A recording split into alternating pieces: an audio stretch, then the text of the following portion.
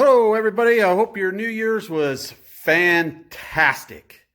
So I'm here to update you, getting 5.3 liter, got it right that time, 5.3 liter out of the Trailblazer. And so I got it hanging here, but there's a couple things I wanted to go over that I ran into that could probably make it easier for you. Okay, so that's where I'm at. It's coming out. I did have to take the motor mount off on this side. I did not have to take the differential out. It's still hooked up. Over on this side, had to take the manifold off. Where it dumps, where the exhaust bolts up, that flange comes over right here. And this part of it would not come across the shock tower or the strut tower. So I had to take that one off. Obviously, I removed the motor mount that bolts to the frame. So the frame mount is removed and it's right there. There's this cross member that's underneath. So if you're going to do this and you're going to pull the motor and transmission transfer case together, you need to remove this cross member. And it's right there at the bell housing where the bell housing and the motor meet up. One other thing here is, for some reason, that plug right there goes across the top of the transmission and goes into the body harness. I stretched the wires pretty good. I'm hoping I didn't ruin none of this, but once I get it out, I'll double check it all. Let's see, let me grab a light here. And that's the plug right there. If you guys can see it, it's down in there pretty far. Let's see here. Kind of hard to see with that light there. You can kind of see it there on the top of the transfer case. So that plug, you need to get off. Other than that, it's been pretty basic. I even still got my front drive shaft in. Pretty cool there. All the wiring harness, just like I thought, it was going to come right with the motor, other than that plug right there. And so it goes into the body harness underneath, and it has something to do with the transmission. So I don't know if it's a speed sensor. I don't know if it's something to do with, the speed of the rear end versus the speed of the transmission. I don't know. I will figure that out though. But other than that, it's coming. I'm just about there. This is where I ran into some problems, and so I just wanted to update you guys. Like I said, if you remove the motor mounts, the driver's side one, so it'll come past your power steering pump. And I'm trying to do this to where I'm not making a big mess. And then when I do tear it apart, I can have buckets underneath of it, and I'll have so much more room. Passenger side exhaust manifold, passenger side motor mount. Both of these are the frame mounts where it bolts into the frame.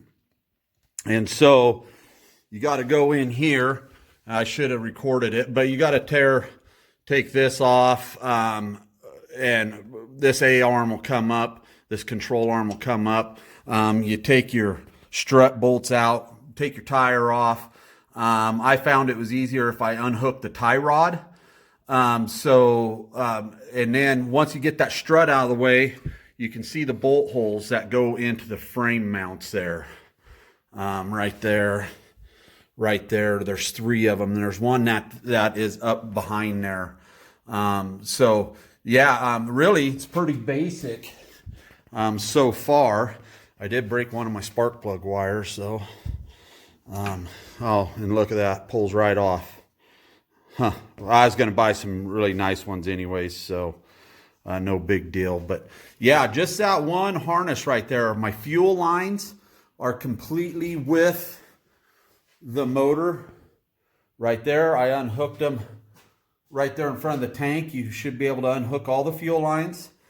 So no problems there. My transmission lines are still hooked up.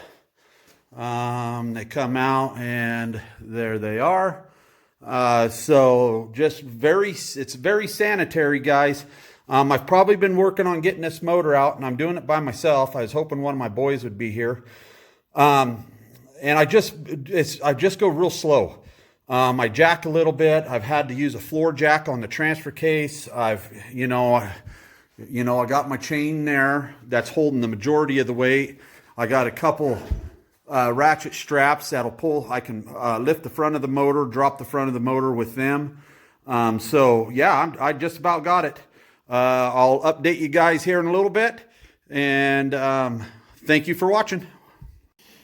Alrighty, it's out. There it is. So this was the harness that I was talking about, or the plug. And it goes across the transmission transfer case like this. The one that comes off the body goes right into there. So make sure you guys are looking at that one. And then, let's see, let's get over here. This ground goes to the shock tower. So that goes to the body, so make sure you get that one off. Like I said, all the fuel lines, there they are, still attached. Front drive shaft still in. The engine harness, so I just unplugged it out of the bottom of the fuse box. Unhook that one. Everything that come off of the engine and went to the body, that was the first thing I did, is I unplugged everything. I did break my map sensor. It hit on the firewall there because you got a huge lip right there that this thing tucks underneath. So the other thing I found, well, obviously the power steering is different on the V8 application versus the straight 6.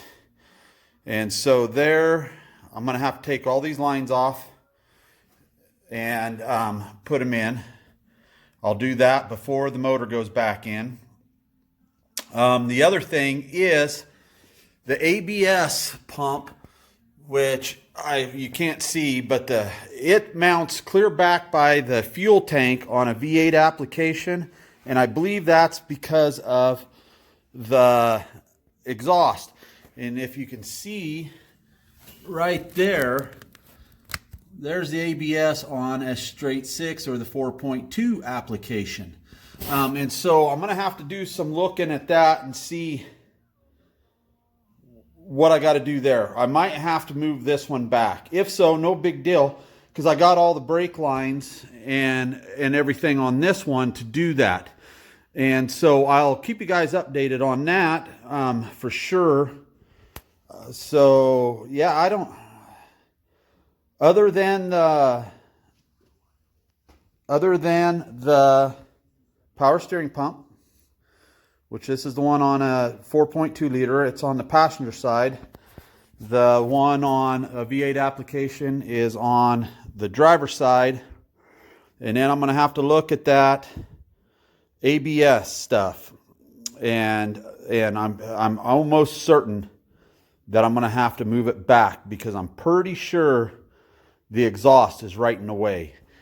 So I'm going to look at that. I might be able to snake this exhaust, but the stock exhaust will hit right there. I know it. And so, I mean, I can wrap it with that heat wrap. I could wrap the exhaust, so that's no big deal to keep that ABS unit cool. And then I could even, kind of build a heat shield, but I got to see what the exhaust is going to look like. So, I think I can get pretty close, because I do got the Y pipe out that comes off the manifolds. So that's what I've run into so far, everybody. So the next thing I'm going to do is I'm going to do some cleaning, and then I'm going to do the power steering. I want to get that done. And I'm going to swap the front differential because I got the one out of the Envoy or the 62. And I don't know if it's the same gear ratios and all of these things, but I'm just gonna swap it. That way I know. I'm gonna clean it up, maybe paint it. I don't know. It's kind of tucked up underneath there, so I don't know if I'll paint it, but get it cleaned up. Try to put this thing together clean. I do know that I got to pull the transmission off the 5.3 liter. It has a leaky rear main seal. So I'm going to do that. I'm going to do the valve cover gaskets. And this is a 62, so I'm going to paint as like the valve covers, the stuff that I can get to stand out. I'm going to paint that stuff Chevy orange. That is the color that they used back then. Or maybe not, but I like the orange. and so I'm going to put the orange, I'm going to paint everything orange. That goes back into this. The other thing I need to do is I need to get rid of this 4.2 engine harness. So I'll be doing that. So everything that goes to the transmission, I got to pull the transmission out of this. And so I'm going to get everything off of the V8 donor that I think I need to get it out of the garage. That way I can move everything over there. I'm not so cramped. I got four-wheelers and riding lawnmowers and stuff behind this this pickup now that I got to move so I can push this back a little ways. And then obviously I got to get it all jacked up, and we'll go from there. So far it is time consuming. Don't get me wrong. Because I'm trying to do everything sanitary. I'm trying to do everything right. I'm not trying to break wires. I'm not trying to anything like that. The only thing I didn't do sanitary is the donor vehicle had rear heat and rear AC. And so this is the heater hose that goes to the rear of the vehicle. And I just cut it because it was buried in there, guys. That was tough. The other thing I did notice is this harness that I did stretch. If you look right there, I did break the wire that goes in there. And so that's why I taped this, is so I remember to fix that before I put this unit back in the 62. And then I need to drop the fuel tank out of the donor and probably get because the fuel lines are a little bit different on the V8 application versus the 4.2 application.